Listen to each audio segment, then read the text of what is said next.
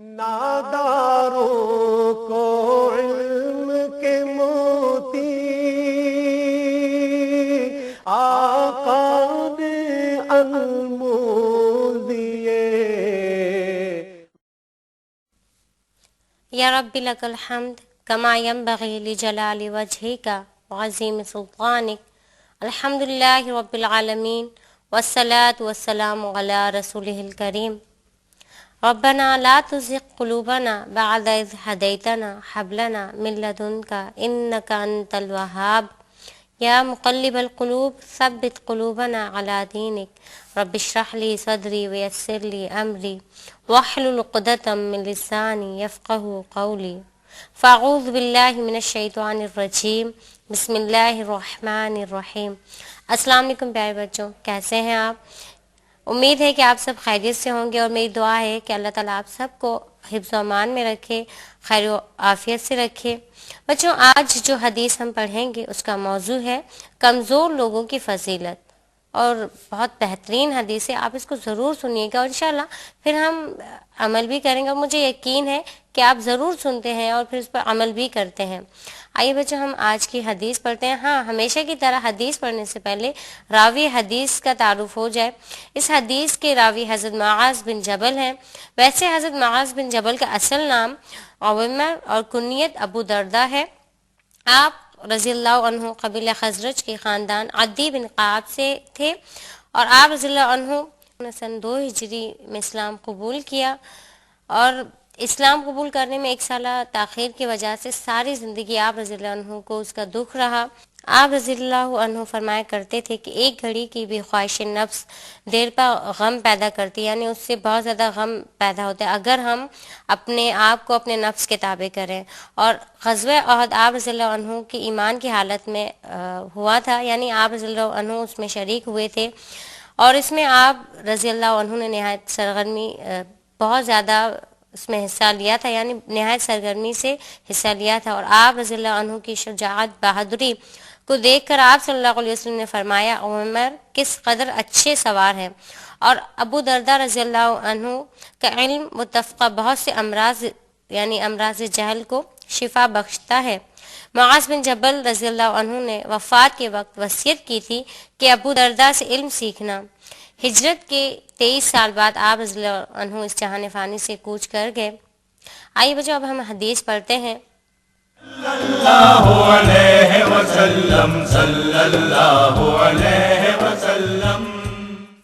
عن ابی دردہ رضی اللہ عنہ قال سمعت رسول اللہ صلی اللہ علیہ وآلہ وسلم یقول ابغونی فی دعفائی فانما تنصرون وترزقون بدعفائکم۔ یہ ابو داؤد کی روایت ہے۔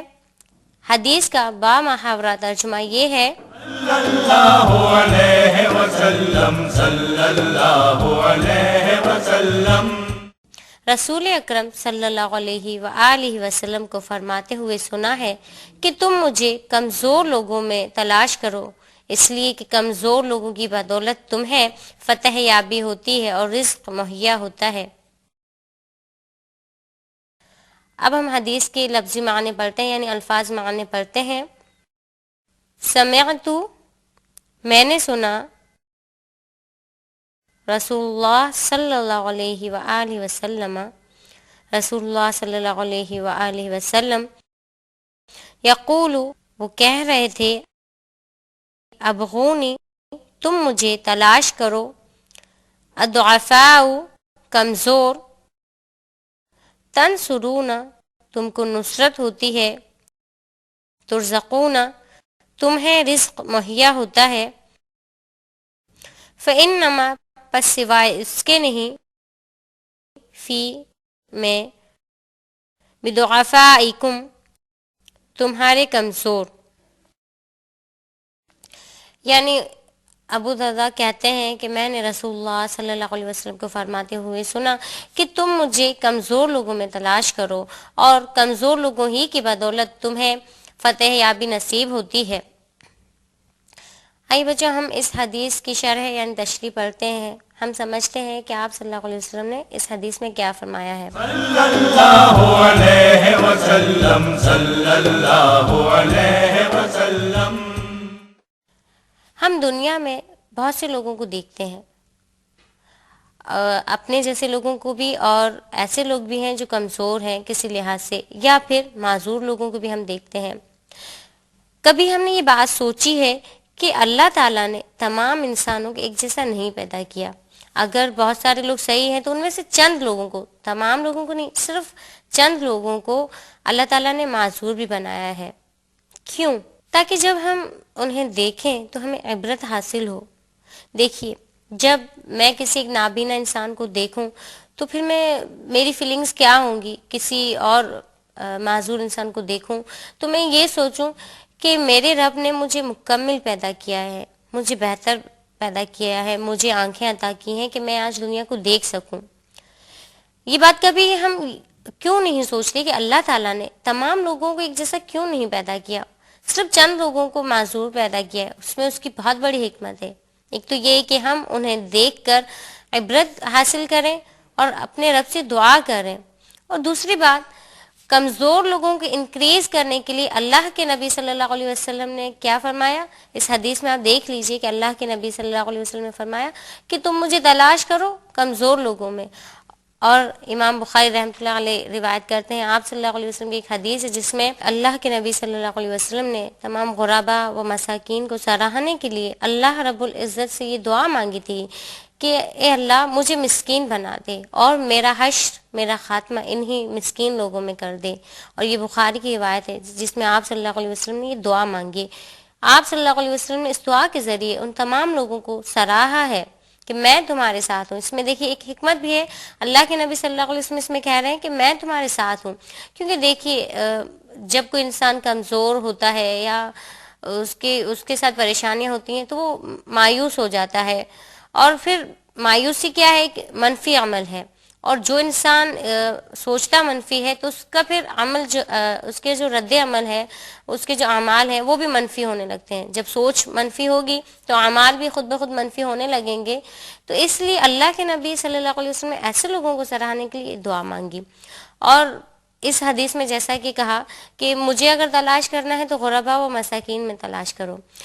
دیکھیے کہ اللہ کے نبی صلی اللہ علیہ وسلم اگر دعا کرتے تو تمام جو پہاڑ تھے وہ سونے کے بن جاتے، اور جو دریا ہے وہ چاندی کا بن کر آپ صلی اللہ علیہ وسلم کے پیچھے ہو جاتا، اللہ کے نبی اگر ایک دعا کرتے. لیکن اللہ کے نبی نے کیوں چاہا کہ میرا خاتمہ ان لوگوں کے ساتھ ہو؟ کیونکہ ان کا حشر جو ہے بہت بہترین ہوگا. کیونکہ قرآن پاک میں سورہ آل عمران میں اللہ تعالیٰ نے اس کی وضاحت کی ہے کہ اللہ تعالیٰ دونوں کو آزماتے ہیں، مساکین کو بھی آزما رہے ہیں نہ دیکھ کر، اور جن کو دیا ہے ان کو بھی آزما رہے ہیں. کیونکہ پیسہ یا مال کا آنا جو ہے وہ ایک آزمائش ہے. جب کسی انسان کے پاس بہت زیادہ مال آ جاتا ہے تو وہ بہت مصروف ہو جاتا ہے، پھر اس کے پاس ٹائم نہیں ہوتا، ایون کہ اپنے رب کے لیے بھی اس کے پاس ٹائم نہیں ہوتا ہے. میرا کاروبار لازمی ہے، پہلے ہے، میرے پاس اگر ٹائم نہیں ہے تو صرف نماز کے لیے. تو ان لوگوں کو سوچنا چاہیے کہ اللہ تعالیٰ دونوں کو آزما رہے ہیں، اور جس کو نہیں دیا ہے اس کو. اور خاص طور پہ یہ بات ہے کہ جیسے اللہ کے نبی صلی اللہ علیہ وسلم نے دعا مانگی تو اس میں حکمت ہے کہ اللہ تعالیٰ ان لوگوں کو بہت زیادہ پسند کرتے ہیں، کیونکہ وہ لوگ اللہ کے بہت قریب ہوتے ہیں. جیسے قرآن پاک میں اللہ تعالیٰ نے کہا کہ میں دونوں کو آزماتا ہوں، دیکھ کر بھی اور نہ دیکھ کر بھی.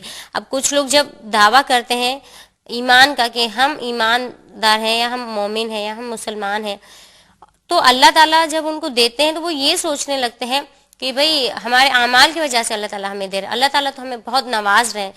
لیکن کاش کہ وہ لوگ یہ سوچنے لگیں کہ اللہ تعالیٰ نے میرے ایمان، مطلب میں نے جب یہ چاہا کہ میں ایماندار بن جاؤں یا میں نے کچھ نیک اعمال کرنے شروع کی تو اللہ تعالیٰ نے مجھ پر دنیا کیوں کھول دی؟ سوچنے کی بات ہے. اس لیے کھول دی کہ اللہ تعالیٰ آزما رہے ہیں. تم دعویٰ کر رہے ہو نا کہ میں مومن ہوں، تو دیکھو تمہارے سامنے میں نے دنیا کھول دی. اور ایسا ہوتا ہے، اللہ تعالیٰ دنیا کھول دیں گے آپ کے آگے. آزمائش ہے یہ، پھر اللہ تعالیٰ اس میں آزمائیں گے کہ اب تم مجھے یاد کرتے ہو یا نہیں، اب تمہاری مصروفیات میں سے میرے لیے وقت نکلتا ہے یا نہیں. دیکھیے کتنی بڑی آزمائش ہے، آج لوگ نہیں سمجھتے. آج اگر اللہ تعالیٰ نے کسی کو دیا ہے تو وہ یہ سوچتا ہے کہ میرے رب نے مجھے بہت نوازا ہے. بے شک اللہ تعالیٰ نوازنے والے ہیں اور شکر سے نعمتوں کے دروازے کھلتے ہیں، لیکن یہ بات نہیں ہمیں بھولنی چاہیے کہ اللہ تعالیٰ ہمیں آزما بھی سکتے ہیں. اور نو ڈاؤٹ قرآن پاک میں خود اللہ تعالیٰ نے کہا ہے میں آزماتا ہوں.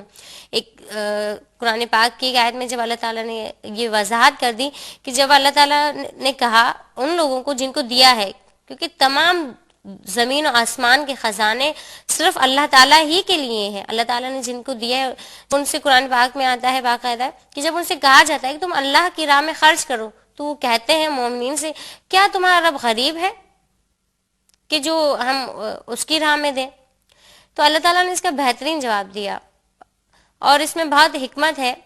جواب کیا تھا کہ کچھ نہیں، آپ اپنے اعمال کرتے رہیے، پھر کیا ہوگا، ان کے لیے عذاب المہین یعنی ذلت والا عذاب ہے. یہ جو سونا اور چاندی جمع کرتے ہیں تو وہ ان کے لیے پھر باقاعدہ روایت میں آتا ہے کہ وہ آگ ان کے لیے آگ بن جائے گا. اور جو لوگ سونا یا چاندی جمع کرتے ہیں ان کے بارے میں یہ بھی آیا ہے کہ جہنم کی آگ سے ان چیزوں کو گرم کر کے ان کے جسموں کو سلگایا جائے گا. خیر بات ہو رہی تھی آیت کی، تو اللہ تعالیٰ نے یہ جواب دیا کہ اگر وہ کہہ رہے ہیں تو ان کے لیے چھوڑ دیجئے، آپ جو کچھ کرتے ہیں کرتے رہیے. آپ پھر کیا ہے کہ آپ سے جب پوچھا جائے گا وہ قیامت کے دن آخرت میں سوال کیا جائے گا آپ سے ان ساری نعمتوں کے بابت. تو اس سے ہمیں دو سبق ملتے، ایک تو یہ کہ کسی کو جواب کس طرح دینا چاہیے. اب یہ لوگ جو کہہ رہے تھے کہ کیا اللہ تعالیٰ فقیر ہے، نعوذ باللہ، وہ جیسے مومنین سے کفار کہتے ہیں کیا تمہارا رب فقیر ہے، وہ ہم سے مانگتا ہے. تو اللہ تعالیٰ نے یہاں یہ نہیں کہا قرآن پاک میں کہ تم سب فقیر ہو، نہیں، ایک پروقار طریقے سے جواب دے دیا گیا. ہمیں بھی سکھایا جا رہا ہے کہ اگر کوئی کہتا ہے کہ آپ جاہل ہو، کم عقل ہو، تو اس سے کیا آپ ہو جائیں گے؟ نہیں. مومنین، قرآن پاک کی ہر آیت بہت گہری ہے. دیکھیے اس آیت میں بھی اللہ تعالیٰ دو باتیں ہمیں سکھا رہے ہیں، تو کافروں کو جواب دے دیا، دوسری بات مومنین کو سکھا رہے ہیں کہ اگر آپ کو بھی کوئی کہتا ہے تو آپ پروقار طریقے سے جواب دیجیے. اگر آپ کو کوئی کہتا ہے کہ آپ جاہل ہو یا کم عقل ہو تو اس سے آپ ہو تو نہیں جاؤ گے. وہ ان کی سوچ ہے، وہ سوچتے رہیں، آپ پروقار طریقے سے جواب دیجیے. اگر کوئی یہ کہتا ہے کہ دنیا میں سورج نہیں ہے، چاند نہیں ہے، تو ظاہری بات ہے کہ وہ صحیح نہیں کہہ رہا ہے. تو کیا ہم اس سے لڑیں گے؟ کیا ایسے لوگوں سے ہم کس طرح لڑیں گے؟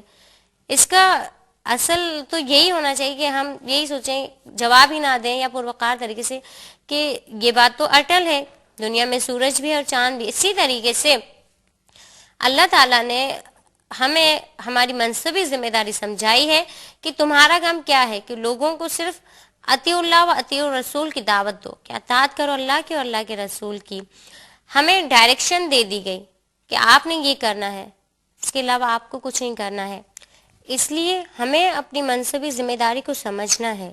اور بخل کرنے والوں کے لیے اللہ تعالیٰ نے بہت بڑی وعید سنائی ہے، بہت زیادہ وہ کہا ہے کہ ان کے لیے عذاب الحریق اور عذاب المہین ہے. اور یہ جو بخل کرتے ہیں وہ طوق ان کے گلوں میں، ان کے گردنوں میں لٹکائے جائیں گے. لیکن آج کوئی نہیں سوچتا ہے. کاش کہ ہم یہ سوچنے لگیں کہ اللہ تعالیٰ دیکھ کر بھی آزماتے ہیں اور نہ دیکھ کر بھی. ایک بہت اچھا واقعہ یہاں مجھے یاد آ رہا ہے کہ مومنین کی صفات اس میں ظاہر ہوتی ہیں. ایک صحابی تھے اور ان کی جو بیوی تھیں وہ بھی صحابیہ ہی تھیں، دونوں ماشاءاللہ نیک تھے، بہت زیادہ نیک تھے، اور آپ صلی اللہ علیہ وسلم پہ ایمان لے آئے تھے.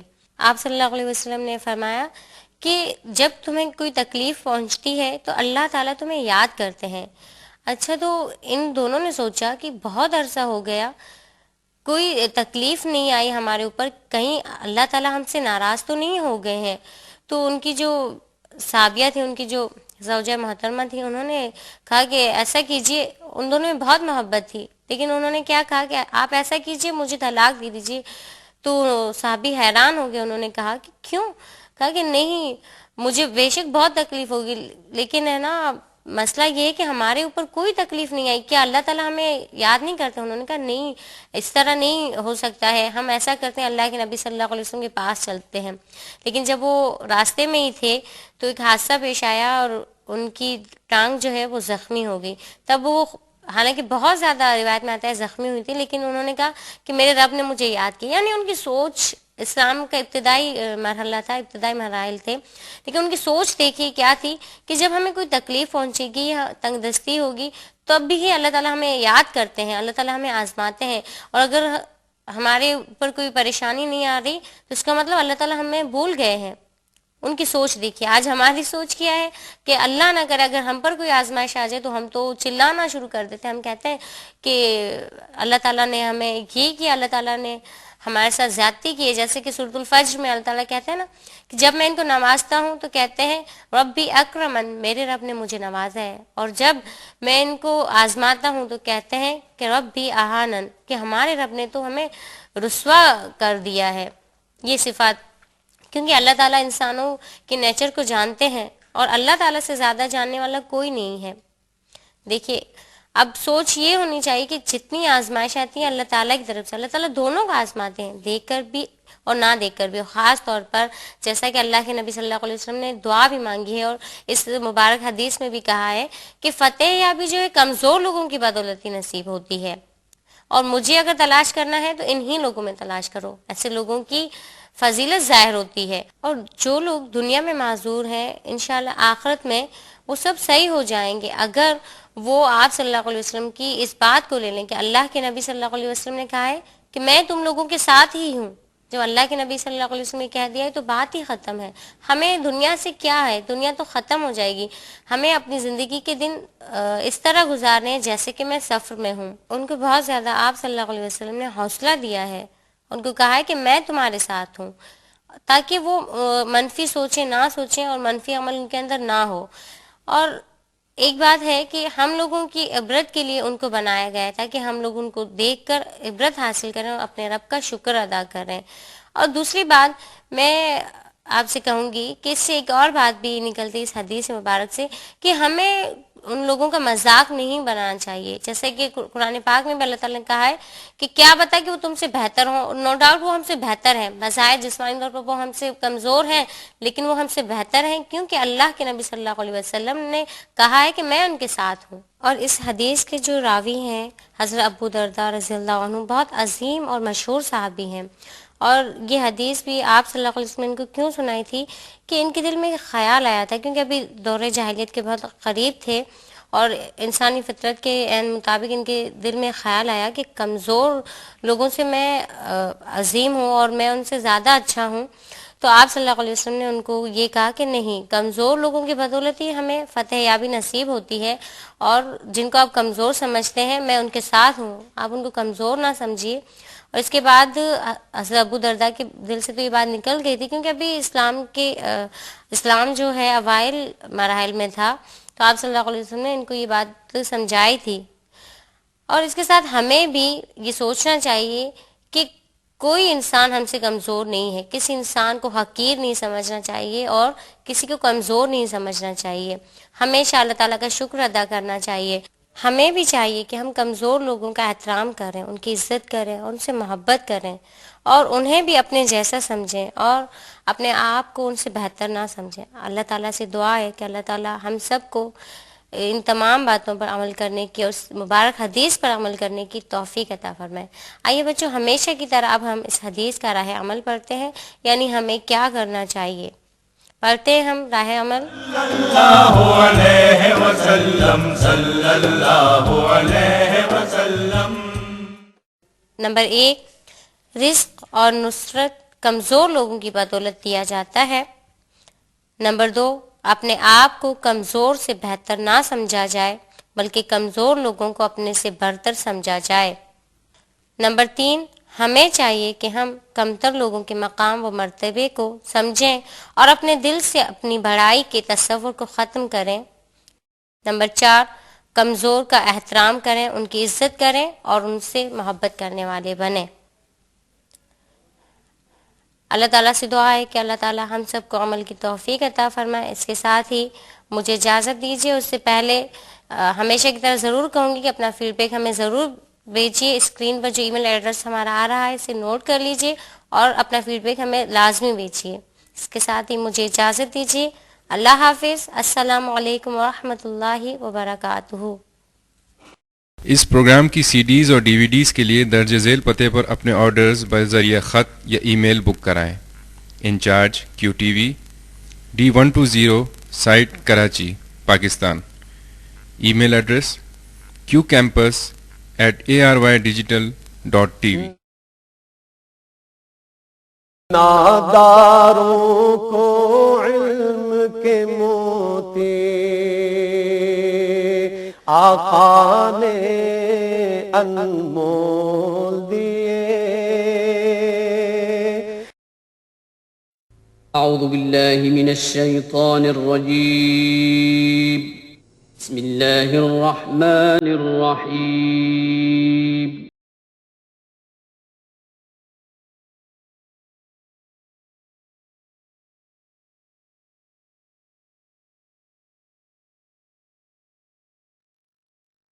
بے شک یہ قرآن اس راستے کی طرف رہنمائی کرتا ہے جو بالکل سیدھا ہے.